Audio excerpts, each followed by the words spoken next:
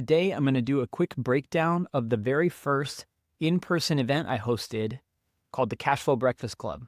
Yeah, at the time this recording drops, it'll probably be about a week past the event, but I wanted to just get these thoughts out while they're fresh in my head. Before I get started, my name is Aaron Amin. I am your host. My wife and I built a portfolio of 8 cash flowing rental properties across 3 states in 3 years, all while working full-time and raising 3 young kids. This show is where we help you build your own cash flowing rental portfolio that you can operate in just 20 minutes a day from anywhere in the world.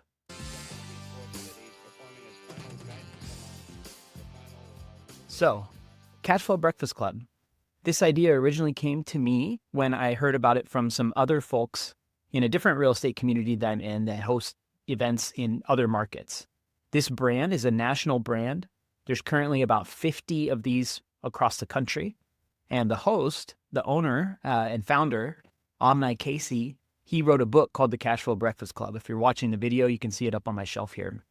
But he has a vision for how to expand this free kind of mastermind style event out across the country so that we can make things that normally cost thousands, if not tens of thousands of dollars, accessible to people for free. So the first event was a lot of fun. We put a lot of work into it. I had a co-host, Kristen Robertson. She's a local agent here in Houston. And we teamed up and we originally came up with this idea back in November. And I applied to be a local host. So I did some interviews with Omni. We talked through some of my background and what kind of qualifies me to lead an event like this. And we found it to be a really good fit. And so I ended up, getting accepted as a host and teaming up with Kristen to brainstorm, where to do the event. What's funny, and a couple things I'll share, is that in the process of searching for a venue for this event, I actually happened across the venue where we held it, the Texas Real Estate Investment Center. And when I went into that building, I had no intention or understanding that this would happen, but I met with the owner and I was really impressed with what he was building there. It's a building full of other real estate professionals. So there's agents, property managers, lenders, title companies. There's even other coaches. So just a lot of people that I really wanted to put myself around. My job is fully remote. So what is great is that, we ended up leasing office space there. My wife is in the process of getting her license. She's also working, hard on our own real estate projects. And so we just want to put ourselves in the building with other real estate professionals. So one nice byproduct of hosting this event is that I actually got an office space there, and that allowed me to build a lot of organic relationships leading up to the event. So as for the event itself, I took a couple notes here I just want to share with you. So, the goal, of course, with any event is to get it to a critical mass where it makes sense to keep doing. Our kind of threshold for what made sense was right around that 25 to 30 on the minimum mark. And we just cleared that. We had about 30 people in the room, which, all things considered, for someone who's only lived in Houston for 18 months, I was very happy with. It was a really quality, engaged group. People had a diverse range of experience. There were a few beginners. There were a few people that, had 10 plus years of experience. And so that match and the fact that there were some people that could share the perspective a little further down the road, and then some people that were able to really kind of come in with fresh perspective, it made for a really cool mix. And the way these meetups work is that they're very content first, value first. So instead of it being like a cocktail mixer where people, walk in, maybe they're, a lot of people are introverted, whether they admit it or not. And even though I'm pretty social, I don't always love those mixer environments where I walk into a room and it's unstructured and I don't even really know what to do or how to introduce myself. So the format of this event is we teach several different topics throughout the session. And then there's these breakout groups where you can go and network, and usually there's a topic or some kind of discussion that helps guide the conversations.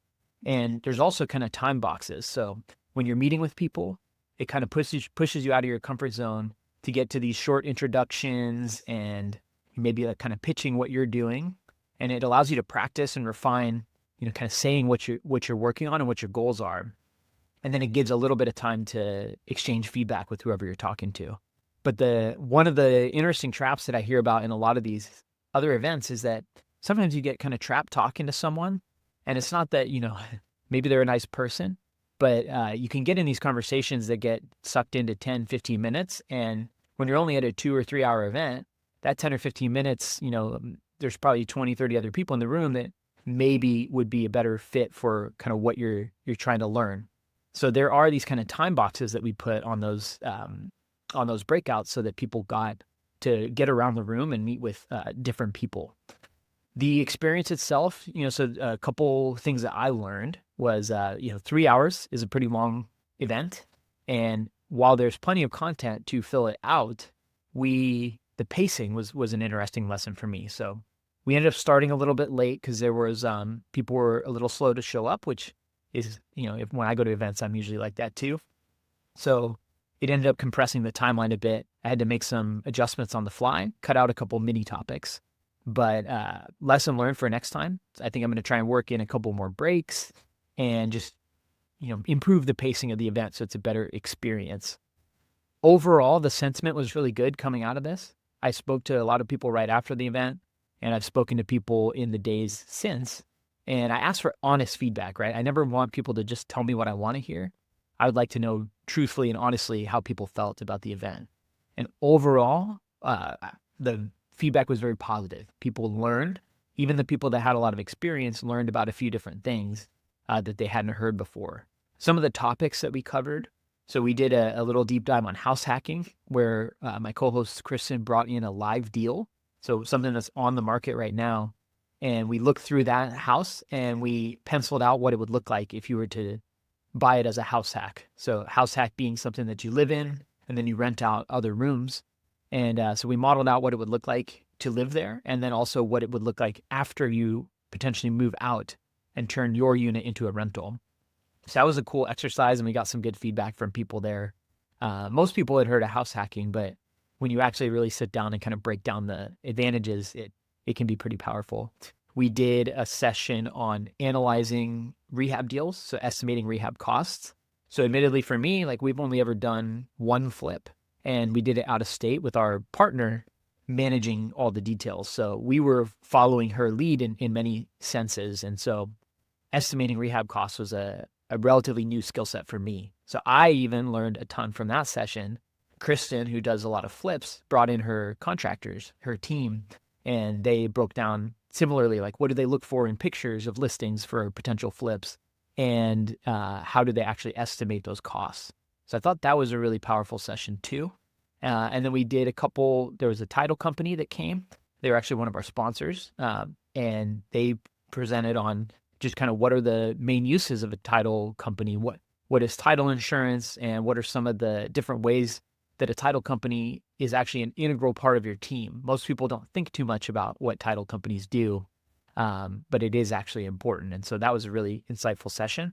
And then we also did one on residential assisted living, which, as anyone who's listened to me before knows, that's, a big pivot my wife and I had made in the past 6 months or so, is that we're now pretty much all in on residential assisted living. So I got to present a section on why residential assisted living is such a powerful asset class in 2025 and beyond. And that spurred a lot of great discussion and was actually the thing that I got asked the most about after the event played off. So all in all, the content was great. It was good sentiment. We got, our minimum critical mass to make the event worth it. And we hope we created some building blocks that we can use to move forward. Now, the trick is, we pulled out a lot of the stops in our personal network and we promoted very, very actively leading up to the event. And, the excitement around the first event is usually the strongest. And then when you start to get into these consistent monthly events, it can be a challenge to drive turnout. So the challenge I have ahead is figuring out how to take this momentum we built, solidify the connections with the folks who came the first time and make it enticing enough that they want to come back again and again, while still going out and finding a new pool of people. A kind of average benchmark I've heard is that a good retention rate is about 50 to 60%, meaning that the people that came to the first event end up coming to the second event, because ultimately life happens. I get it. Even the events that I like going to, I have a hard time showing up to when they're on Zoom, so let alone 3 hours in person. So we definitely have a challenge ahead to keep the numbers where we need them to be. But this was a wonderful first event. And it was a really great feeling. This is stuff that I love doing. I appreciate that the event is free.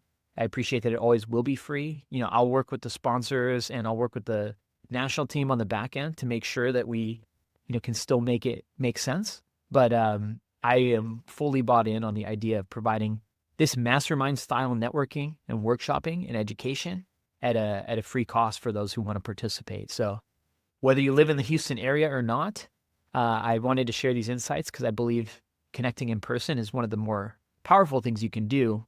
And while it's difficult to do in 20 minutes a day, like the rest of our remote real estate agenda, it does have a very high return, right? It only takes one or two people that you meet at an in-person event to really make the difference in your investing journey. So if you are in Houston, we will be doing this on the third Wednesday of every month at the Texas Real Estate Investment Center. It'll be from 5:45 till about 8:30 or 9 p.m. And like I said, we're trying to build this out and make it a great community and a lot of value for those who attend. So hope to see you at the next one, and thank you for listening. Thank you for making it to the end of today's episode. As you may know, podcasts are very difficult to grow organically. If you're getting value from today's episode, I'd deeply appreciate if you can take 30 seconds to leave my show a 5-star rating and review. This will go a long way to help me reach more listeners just like you. Thank you so much in advance.